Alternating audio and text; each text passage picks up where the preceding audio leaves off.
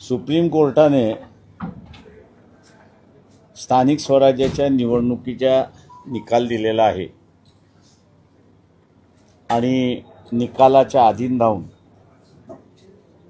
Election घेण्याचे असणारे आदेश दिलेत। ओबीसींचं जे आरक्षण आहे ते तसंच्या तसं ठेवून घ्यावं असं त्यांचा एक निर्णय आहे। महाराष्ट्रामध्ये दोन पद्धती चाललेल्या आहेत।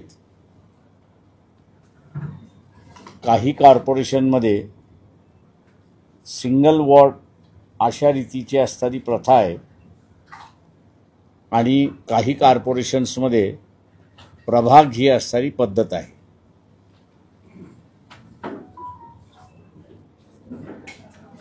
शासन प्रभागाच्या संदर्भात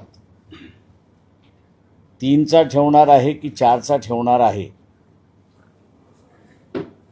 याचा त्यांनी ताबडतोब खुलासा केला पाहिजे।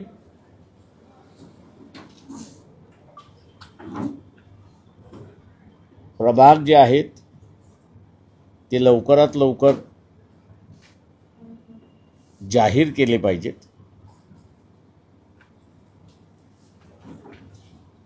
जेणेकरून